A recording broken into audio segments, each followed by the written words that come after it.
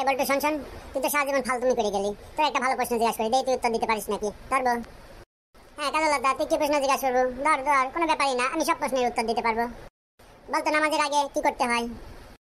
এটা কোনো ব্যাপার হইলো? এটা তো সহজ অ্যান্সার, নামাজের আগে ভালো করে হাত মুখ ধোয়া লাগে।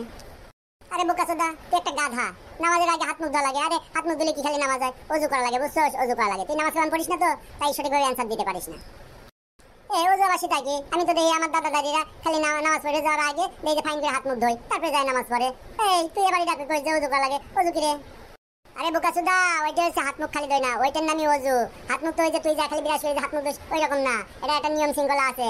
এটা হচ্ছে কিভাবে হাত ধুতে হয়, কিভাবে কোন পর্যন্ত ধুতে হয়, কিভাবে কুলি করতে হয়, কিভাবে নাকে পানি নিতে হয়, কিভাবে মুখ ধৌত করতে হয়, কিভাবে মাথা মাছে করতে হয়, কিভাবে হাত পা ধৌত করতে হয়। এগুলো নিয়ম শৃঙ্খলা, ইসলামের যে নিয়ম শৃঙ্খলা আছে, নিয়ম আছে, সেই নিয়মের মধ্যে এগুলো ধৌত করে। এর নামই অজু। এটা কি খালি হাত মুখ ধোয়া হইলো? গাধা কোনকার।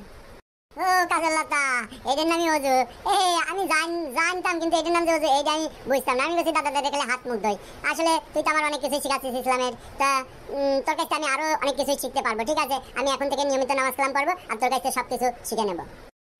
বেশ বল্টু, শুনে খুব খুশি হলাম তুই যে এখন থেকে নিয়মিত নামাজ কালাম পড়বো। আসলে নামাজ কালাম ছাড়া তো গতি নাই। আমরা আর কয়দিন দুনিয়াতে থাকবো? মরে গেলে তো সব পরকালে চলে যাবো। সেই পরকাল হলো অনন্তকালের জীবন, সেখানে এই সারা জীবন থাকতে হবে। তো ইহকাল হচ্ছে পরীক্ষামূলক। এখানে যদি আমরা নামাজ কালাম না পড়ি, ন্যায় পথে না চলি, ঠিকঠাক ভাবে ইসলামের পথ অনুসরণ না করি, তাহলে পরকালে আমাদের একবারে জাহান্নাম ছাড়া কিছু নাই। তা আমরা নিয়ে এখন থেকে ভালো কাজ করবো, ভালো পথে চলবো, কোরআন ও সুন্নাত মোতাবেক জীবন যাপন করবো। তাহলে আমরা কাল কিয়ামতের ময়দানে আল্লাহ তাআলা আমাদের খুশি করে জান্নাতে পাঠাবে। ওকে বল্টু, আজ এ পর্যন্তই। Thank you.